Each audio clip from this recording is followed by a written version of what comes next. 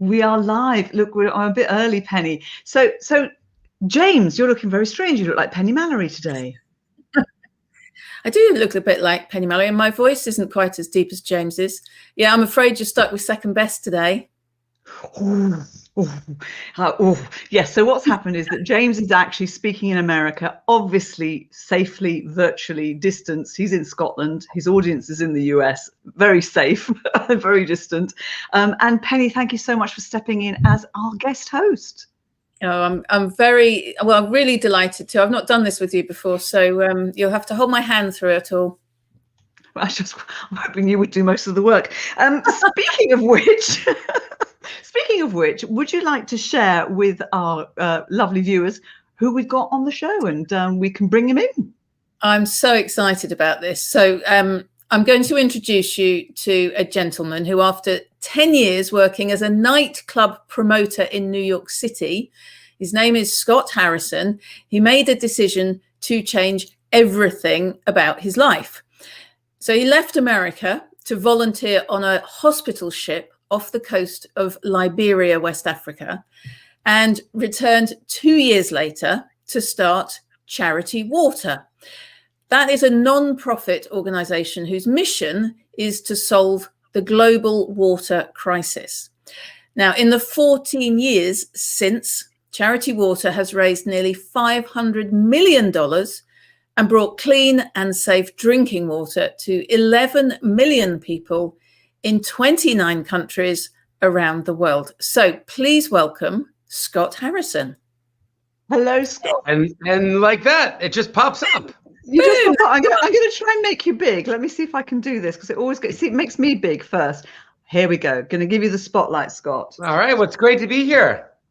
Thank you so much for joining us, Scott. So I'm a real nosy Parker, and I'm really interested in what you do now, but I'm actually really curious about where you started, because I've listened to a podcast that Maria's done with you, and you talk about your early years living in quite a religious family, being a bit of a goody two shoes, and then suddenly you end up raving, rock and roll, drugs, drink, whatever in nightclubs. What happened? Why did you go from goody two shoes to bad boy? I mean, I don't. Unfortunately, it feels a little cliche knowing how many people have done something like that, but.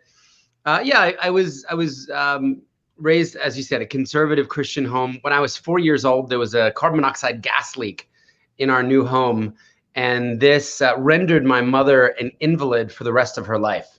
Her immune system shut down. She was kind of forever debilitated. So I think, I probably thought my childhood was a little deprived of a normal mom, and I was doing the cooking and the cleaning and the caregiving, alongside my dad.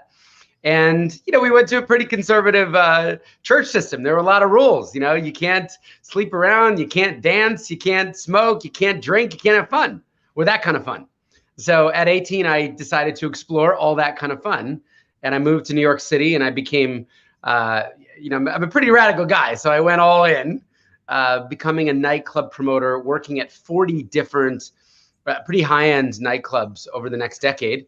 And then, of course, picking up all the vices you might imagine would come with that territory. So I smoked 2 packs of cigarettes a day for about 10 years. I had a drinking problem, a gambling problem, a pornography problem, a cocaine, ecstasy, everything short of heroin kind of drug problem. And I woke up one day at 28, maybe no surprise, and I started having some health issues. And my business partner said, "Yes, Scott, no wonder." And I think I was just faced with mortality. If I died, what would my tombstone read? What was my life for? And my tombstone might actually read, "Here lies a man that got 1 million people wasted." And, who wants that on their tombstone? Who wants that said about their life? So I was really fortunate to be able to maybe easily fall back, or, using the prodigal son analogy, kind of come home to this, earlier foundation of spirituality and morality. And I started life over at 28. I sold everything I owned. I quit smoking. I quit drugs. I, quit gambling, and vowed never to look at a pornographic image again in my life. And I wanted to kind of start over and see if I could be of service. And my big idea was, what if I volunteered for 1 year, almost as a penance for the 10 years that I'd selfishly wasted. And I tried to join a humanitarian mission and see if I could be useful. And that led me to a unique opportunity in post-war Liberia, West Africa, as a photojournalist on a medical mission. Group of doctors and surgeons who had flown into Liberia after the brutal civil war had ended to pick up the pieces. And I was there embedded with them and just fell in love with the idea of being of service to others. And as the year stretched into 2 years of service, I really came face to face with the global water crisis, seeing people drink dirty, disgusting, contaminated water that made them sick for the first time in my life. And I learned that, you know, at the time, 1 billion people globally didn't have clean water to drink.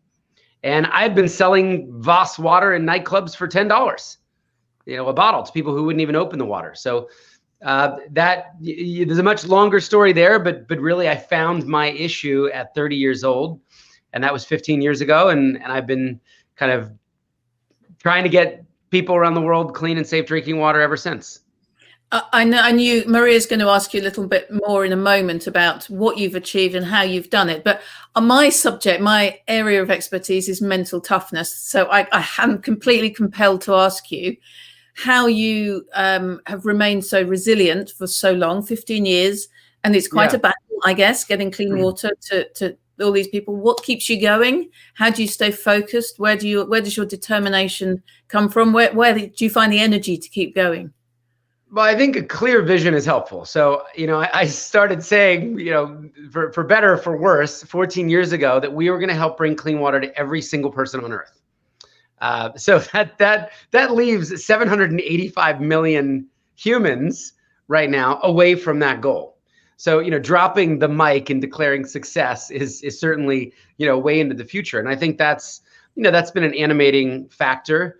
I think my personal faith, you know, the organization is not religious in any way, but, you know, I did kind of come back to a faith and really fell in love with the idea of service, of using my gifts, my time, my talent, my money in the service of others. And that's kind of a never ending pursuit, right? Because there's always someone that you can be useful to. There's always someone who needs help. And then I think I've traveled, Penny, I've been to 69 countries. I've been to Ethiopia 31 separate times. So I am out there seeing both the need and then the transformation that these clean water projects bring. I mean, I could tell you hundreds and hundreds of stories of women and girls whose lives have been completely changed, you know, for $40. You know, the cost of a night out, you know, at a bar maybe or at a club. So that has, you know, I've always made sure that I've stayed connected, traveling, you know, multiple times every single year to the places where we work and just and feeding off of that inspiration.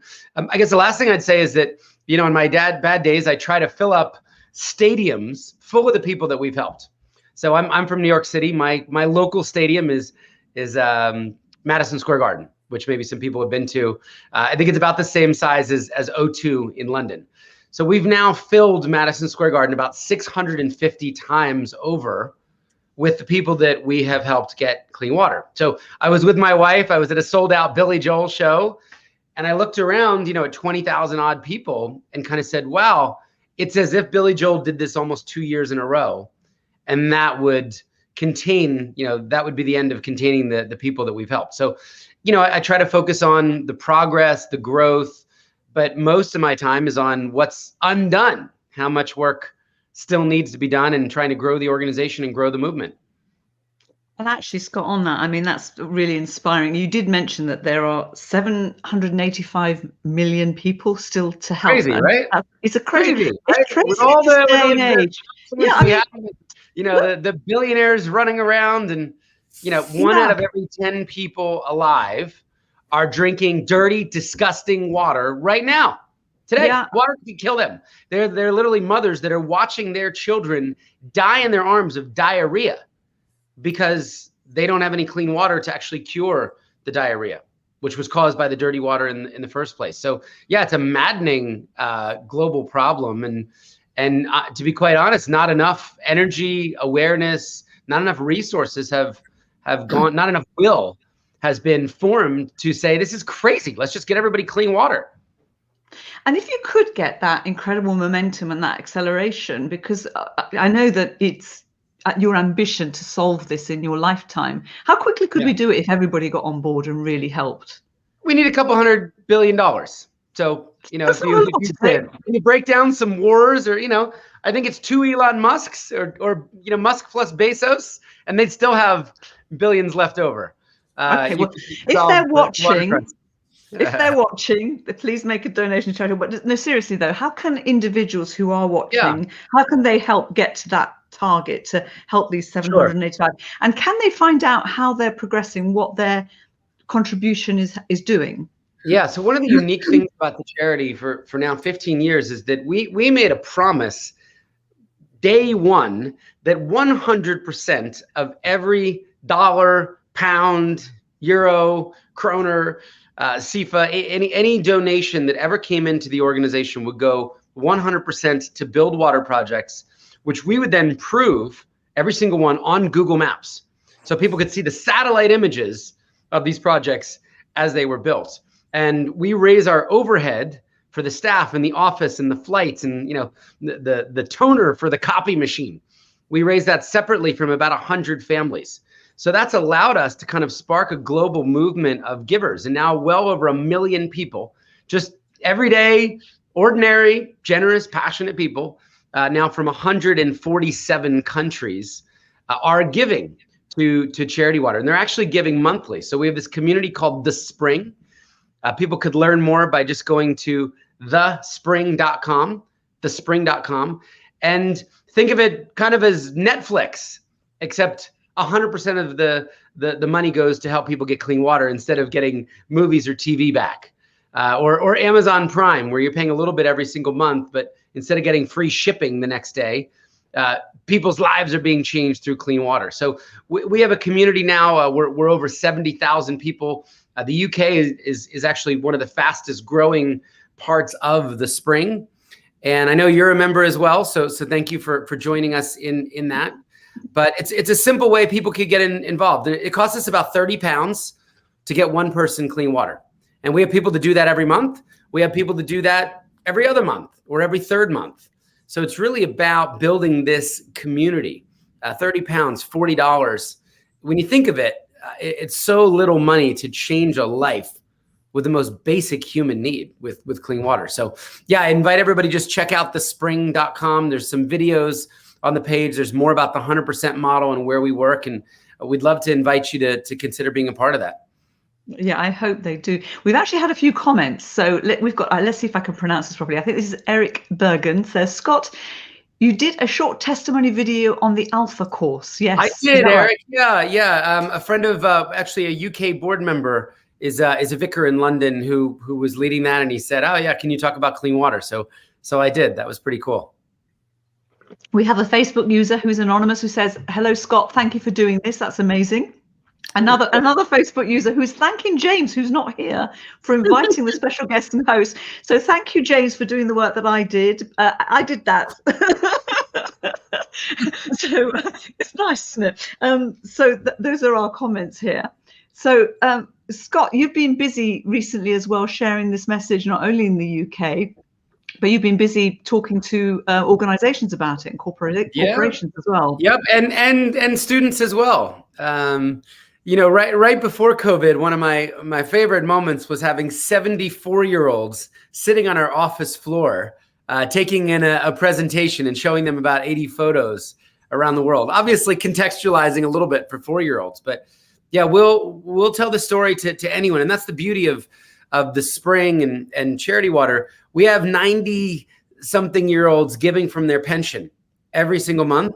And we have 6-year-old kids giving from their allowance and giving that money to their parents so they can donate on their behalf. So it's really, right, whether you're religious or not religious, whether you're a conservative or a liberal, it really doesn't, wherever you stand on social or political or, you know, religious issues, everybody can come together and agree on clean water for people, right? I mean, it's an inarguable common good.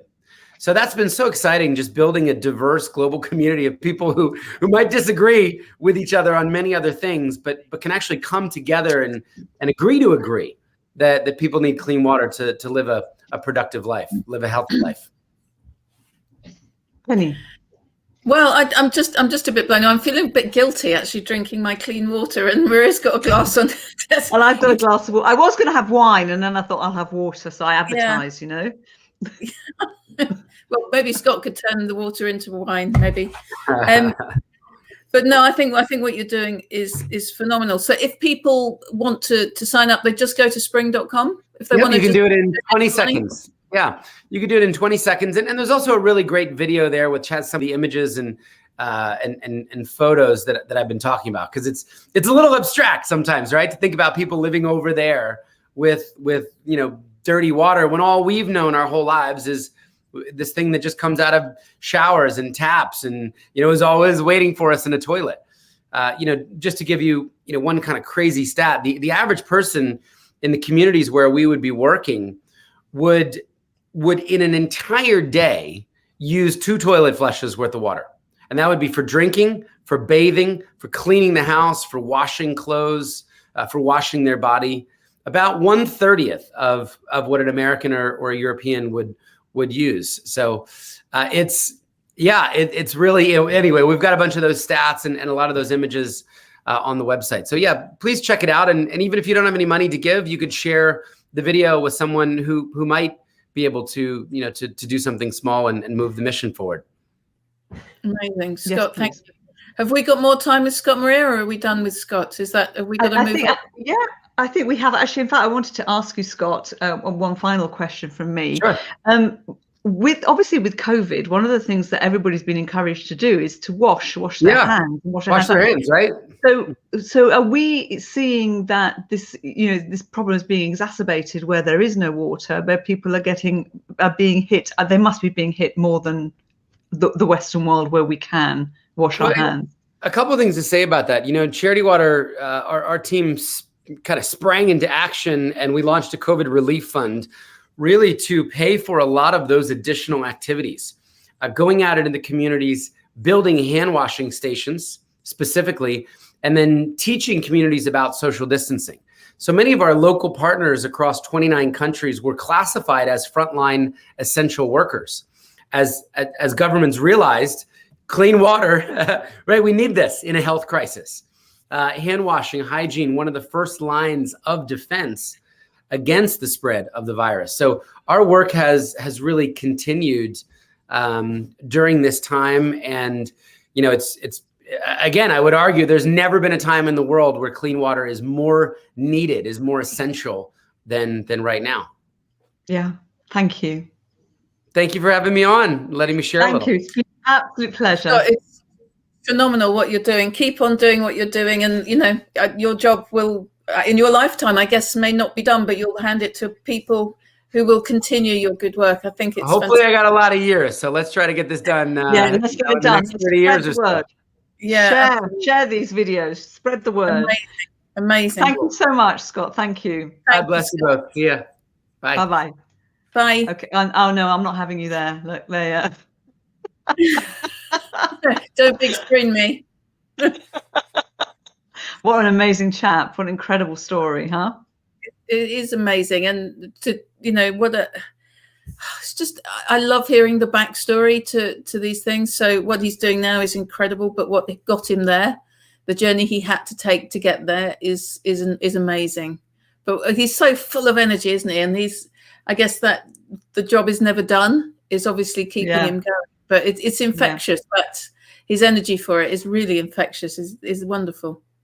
And I didn't realise you were quite so nosy, Penny. That was quite fun. I am a good question. Such a nosy, Parker. I want to know, but I'm sure we all are, really. I just don't mind admitting it. But no, I love knowing what goes on behind the scenes and the backstory to the public story. That's always what interests me.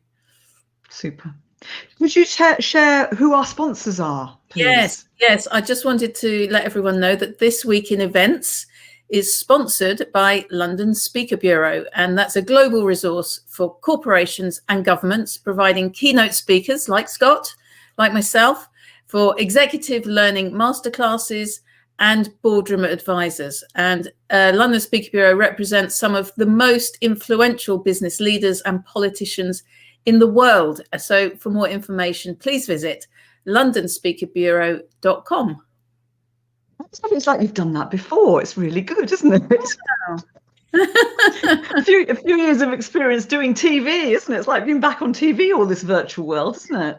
Well, that's part of the reason I really enjoy the virtual world. And I've been into a few virtual studios over the last few months, which is really just like being in a live TV studio. So I absolutely love the environment. I could do it every day. Absolutely love it. Yeah.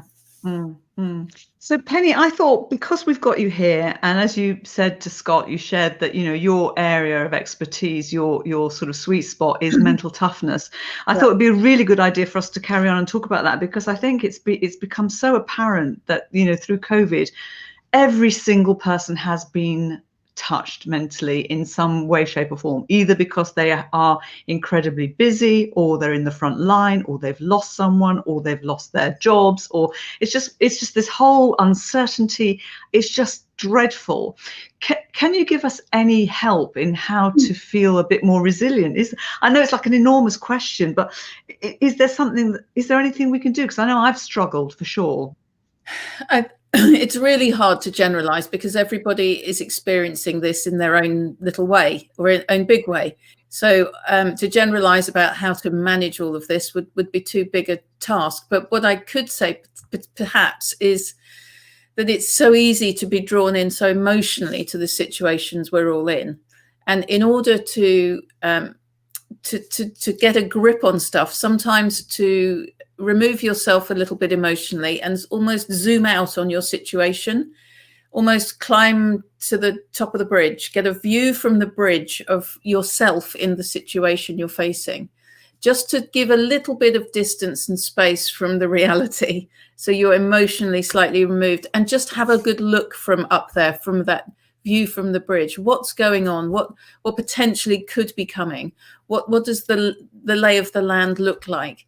And just to do that, just to zoom out, I think is just a really useful exercise. And I think it's also easy to really react, and to sometimes just do nothing, just to hold your ground for a moment before reacting, is also very useful. So my mum, she didn't say many useful things to me, but the one thing she did say was, which I've never forgotten, is when in doubt, do nothing.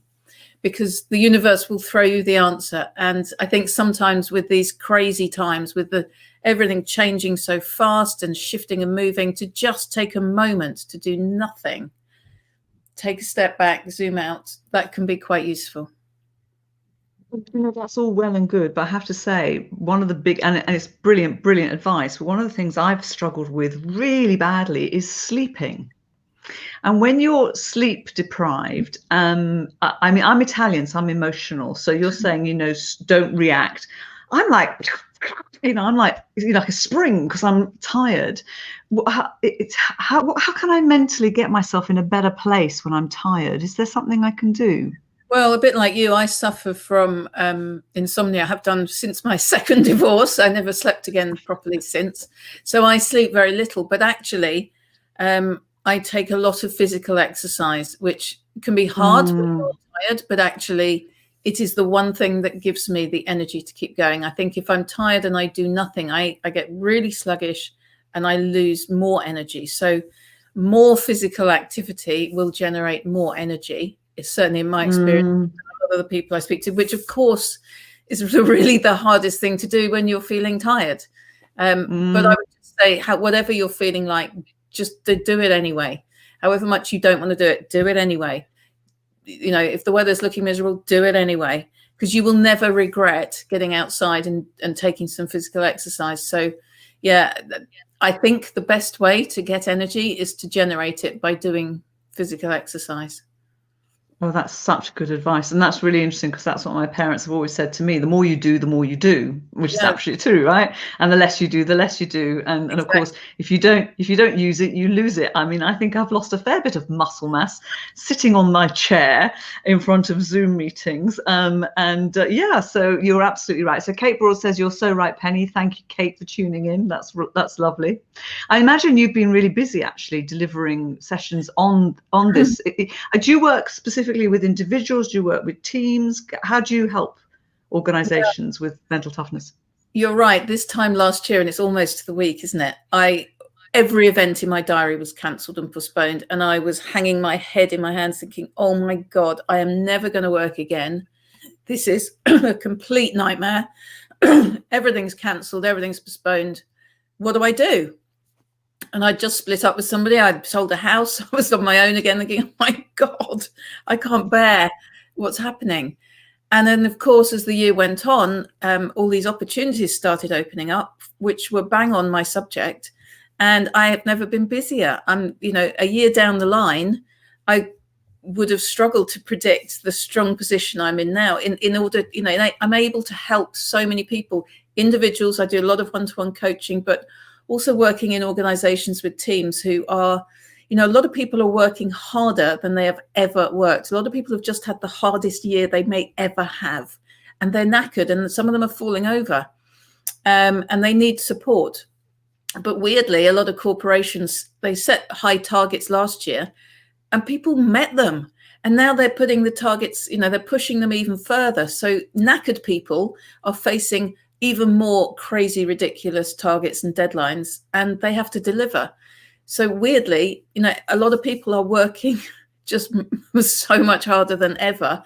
No travel time, of course, so we're more productive, during the day. And more hours available to us. So what I can offer is really helping so many people, and the pleasure I get from making a difference is immense. Is what, just like Scott, my job will never be done, and the fact that I can continue to help people every day gives me so much energy. I absolutely love what I'm doing. But yeah, there's an awful lot of people out there who are not coping so well, and some who are probably coping too well, and they're going to fall over at some point, possibly. Do you think there's going to be like a sort of a post-traumatic stress situation as we come out of this, and people sort of like, I always find that when I'm leading up to Christmas or leading up to a holiday, I'm working as fast. As soon as I stop, I get ill. Do you think that as soon as we stop, I'm one of the ones that's working harder than I ever have, and I am completely exhausted. I really need a holiday. I need to be able to sleep. And so I get that, but I do fear that as soon as sort of like things start to become a little bit more normal and we can relax and the world, I think a lot of us are going to get ill. Well, I don't know, because there won't be a stop point, will there? Because we're going not to really, no. Everyone's going to transition to wherever we are now, to wherever we're going to be, without sort of noticing. I mean, crikey, look back. We've made the most ridiculously massive transition any of us will probably ever make. And we didn't even notice we did it, and we all got used to it. Everyone's saying, we can't work from home, that's impossible. And now they're going, well, obviously I can work from home. I don't really want to go back to the office. We've all shifted our mindsets and our attitudes and approaches beyond anything we would have thought was possible. And I don't know that we haven't got a stop point. So we're just going to transition from here to there, to there, to there, perhaps without even noticing it. But the wonderful thing is that there's more optimism, and there's more. We're not going into the darkness. We're coming out. We can see the light, and so that in itself might start to repair some of the damage and just give people the hope and the optimism that is so desperately needed. So hopefully, no, there will be not what you described, the post-traumatic thing. I hope. I hope so too. Tony Kent said, I've read there's post-pandemic stress disorder predicted. We all need a holiday. Let's hope that everybody's wrong. Kate saying, sadly, I believe there is going to be a PTSD hike, which will need professional help. So, gosh, they're as negative as I am, aren't they? Well, maybe I'm just a bit more optimistic. I think there's a lot of people not coping right now, that will start to build their strength back again. And maybe there are some people now that are just at the point of falling over, but they'll, these people, everybody's learning from these experiences. Everybody's getting mentally tougher. So you pick yourself up quicker, you crack on and you get back on it quicker. You bounce back and you can face the setbacks. The next setback won't be quite as hard as the last setback. So actually everybody's going to come out of this mentally tougher. That's going to work well for everybody. And I hope that everybody's wrong and there is no post-traumatic thing. I mean, obviously, if you've lost your business or your home or anything like that, it's absolutely horrendous. But even through things like that, people will build strength and come back fighting. I'm sure of it. Human beings are exceptionally resourceful. Yeah, and as you said, if in doubt, wait, do nothing, see what the universe brings to you. Yeah. So thank you for that. So Penny, now obviously you tune into the show every single week, apart from when you're speaking. So you'll know that we have a tool, app, or gadget of the week that we like to share. Do you have something you can share with us? Yes, it's extremely high tech. I hope you're ready for this. I'm not very good at gadgets, but this particular high-tech piece of equipment, I've managed to get my head around and worked it out. And it's this. It's a bit of cloth.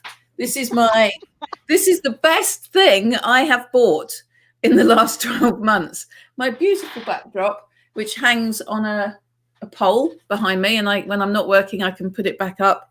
And it's something like 30 quid or something, $40. And I've got a thing about backgrounds. I don't like, I don't know if I've got a bit of OCD, but I like a nice clean backdrop. For me as a speaker, I want you to listen to me and not be distracted by things going on behind me. You just want the attention because you're a speaker. This is my beautiful room. Yes, it isn't your beautiful room.